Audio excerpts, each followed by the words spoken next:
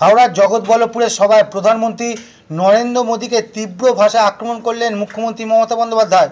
বললেন, মানুষের কাছ থেকে লক্ষ লক্ষ টাকা লুট করে মিথ্যে বিজ্ঞাপন দিচ্ছে বিজেপি। ভোটের দিন ওদের ভালোভাবে গেঁথে দিন। সেই সঙ্গে রাজ্যপালেরও তীব্র সমালোচনা করে বলেন তিনি, উনি ডাকলে ওনার কাছে আর কোনোদিনও যাব না, প্রয়োজনে রাস্তায় দাঁড়িয়ে কথা বলবো। মহিলারা ওনার পাশে দাঁড়াতে ভয় পাচ্ছেন। সন্দেশখালী মহিলাদেরও অপমান করেছেন মোদী। বলছে লক্ষ্মীর ভাণ্ডার বন্ধ করে দেবে। আমি চ্যালেঞ্জ নিচ্ছি, মহিলাদের তথা মা বোনেদের আঁচলে একবার হাত দিয়ে দেখাক, কি অবস্থা হয় বুঝবি। তিনি বলেন, মা বোনেরা শুধু 60 বছর অবধি নয়, আজীবন লক্ষ্মীর ভাণ্ডার পাবেন আপনারা। বিজেপি এবার হারছেই বলে মুখ্যমন্ত্রী এদিন দাবি করেন। এবং বড্ড মিথ্যে ভাওতা দিচ্ছেন। আমি এই ব্যাপারে দু একটি কথা আপনাদের কাছে বলতে চাই। টিভি খুললেই ওনার মুখ, ইউটিউব খুললেই ওনার বাণী, সংবাদ মাধ্যমে যা তা স্টেটমেন্ট, অ্যাডভার্টাইজমেন্ট, যা ইচ্ছে তাই করে যাচ্ছে। তো আমি একটু খোঁজ নিলাম, হঠাৎ দেখছি বলছে ঘর ঘর মেয়ে জল চলে যাবে। আবার আমার নামে একটা মেয়ে জোগাড় করেছে, ওটা হয়তো পাঠানো না। মাকে বলছে, মা চলো ভোট দিতে যাবে না, মোদীকে ভোট দিতে হবে, আমার বাড়িতে জল পৌঁছেছে। তুমি জল পৌঁছেছ না জলটা আমরা পৌঁছেছি? মিথ্যেবাদী প্রধানমন্ত্রী, আমি এটা আপনাদের কাছে বলছি। মেনটেনেন্স থেকে শুরু করে, পাইপ লাইন পোতা থেকে শুরু করে, জমা জল থেকে মেনটেন, সবটাই জমি থেকে শুরু করে আমরা দিচ্ছি। আর এই দেখুন আমার কাছে একটা কাগজ, আমি কল্যাণকে একটা কপি দিয়ে গেলাম। তাতে বলছে কিরম, মানে কি বলতে পারেন, মানে ছোট্ট বাচ্চারা ভুল করলে মা দুটো লজেন্স দেয় কখনো, আবার কখনো দুটো থাপ্পড় মেরে পরে আদর করে দেয়। আর প্রধানমন্ত্রীর মতো একটা লোক যদি মিথ্যে কথা বলে, তাহলে তাকে কি করা উচিত বলুন তো মা বোনেরা আমার? আমি বলবো না, এটা ভোটের দিন আপনারা বলে দেবেন।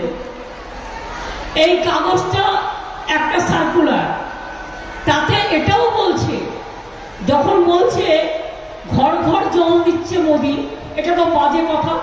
আমাদের পার্সেন্টেজ আমরা দিচ্ছি, জমি আমরা বিনা পয়সায় দিচ্ছি, পাইপ লাইন আমরা পুঁতছি, মেনটেনেন্স আমরা করছি। তা সত্ত্বেও উনি যেটা করেছেন, প্রত্যেক বাড়িতে যখন জল যাবে বলছে কমিউনিটি সেন্টারের নামে প্রত্যেক বাড়ি থেকে টাকা কালেকশন করা হবে এবং সেই টাকা দিয়ে জনগণের কাছে ট্যাক্স নেওয়া হবে। ট্যাক্সটা বলছে না ওয়াটার ট্যাক্স, বলছে কমিউনিটি কালেকশন। কি বলছে? কমিউনিটি কালেকশন মানে একটা পাড়ায় যতগুলো বাড়ি, সব বাড়িগুলো ধরুন 10টা বাড়ি, ওই 10টা বাড়ি মিলে একটা কমিউনিটি সেন্টার হলো এবং এক একটা বাড়ির হয়তো 25 টাকা, 30 টাকা, 50 টাকা করে পড়লো, একসাথে 500 টাকা কালেকশন হলো এবং করে সেটা মোদির ভান্ডারে গেল। বুঝতে পারছেন কিছু?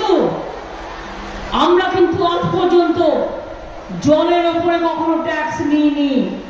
এমনকি দিল্লিতে চান করতে গেলেও জল কিনে নিতে হয়, কিন্তু আমরা জলের উপরে আজ পর্যন্ত আমি ট্যাক্স নিতে দিইনি। তার জন্য আমাদের অনেক টাকা কেটে নিয়েছে, কিন্তু আমরা জানি জলের আর এক নাম জীবন, আমি জলকে বিক্রি করতে দেব না। এটা একটা বড় মিথ্যে কথা ফাঁস করলাম। দ্বিতীয়ত জানে এক কান যদি কারো কাটা থাকে আর একটা কান কাটার ভয় থাকে। এটা তো দুটো কানই কাটা, এর লজ্জা থাকবে কোথায়? এর ঘৃণা থাকবে কোথায়? এর ভয় থাকবে কোথায়? লজ্জা, ঘৃণা, ভয় তিন থাকতে নয়। পিঠে দিয়েছে কুলো, আর পিঠে বেঁধেছে কুলো, আর কানে দিয়েছে তুলো। আর যত পারিস মিথ্যে কথা বলে জনগণকে চক্রান্ত করে কিলো, একটাই কাজ। রাজভবন, মহারাজ সিরাজ বিরাট অট্টালিকায় থাকেন, কখনো সখনো তার দেখা মেলে। সংবিধান পোস্টটাকে আমি অশ্রদ্ধা করছি না, আমি সংবিধানটাকে সম্মান জানিয়ে বলছি। মাননীয় মহোদয়, আপনি কি বললেন? এই ঘটনা ঘটবার পর এই একটা ঘটনা নয় মা বোনেরা, অনেক ঘটনা আমি অনেক দিন ধরে জানি। মহামান্য না, তাই কিছু বলতে পারছি না, শোভনীয় নয়। এসে বললেন আমি দিদিগিরি শুনবো না।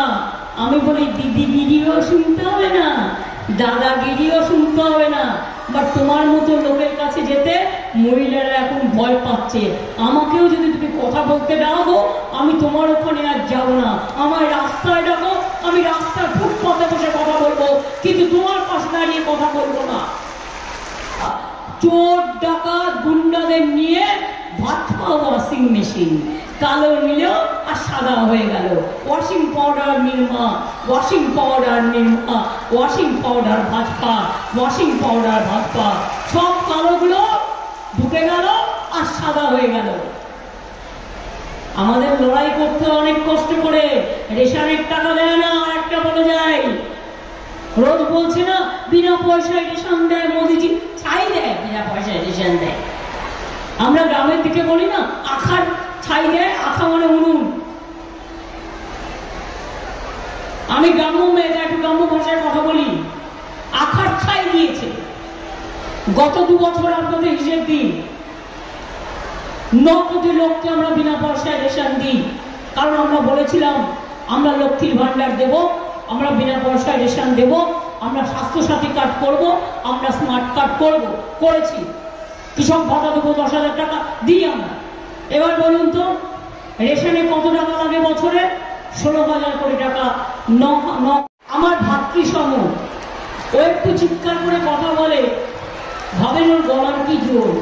বাপরে, পার্লামেন্টেও একা দাঁড়ায়, আর ওরা 400 দাঁড়ালেও ওর গলাকে ওরা কিছুতেই উপড়ে ফেলতে পারে না। এত লড়াকু, চিরকাল লড়াই করেছে, লড়াই করবে, এবং এই মাটিতেই জন্ম নিয়েছে, এই মাটিতেই থাকবে। আর বিজেপিকে লড়াই করে বলছি, আগামী দিন বিজেপি আসছে না। ইসবার পগল পর হিন্দি বলয়ে হাঁটছে, দক্ষিণ বলয়ে হাঁটছে, উত্তর পূর্বে হাঁটছে, বাংলায় হাঁটছে, দিল্লিতে হাঁটছে, পাঞ্জাবে হাঁটছে, বিজেপি হাঁটছে। বিজেপি না হারলে দেশ বিক্রি হয়ে যাবে, জাতি বিক্রি হয়ে যাবে, ধর্ম বিক্রি হয়ে যাবে, মানুষ বিক্রি হয়ে যাবে। তাই বলে দেশ বাঁচান, বিজেপি হাঁটান।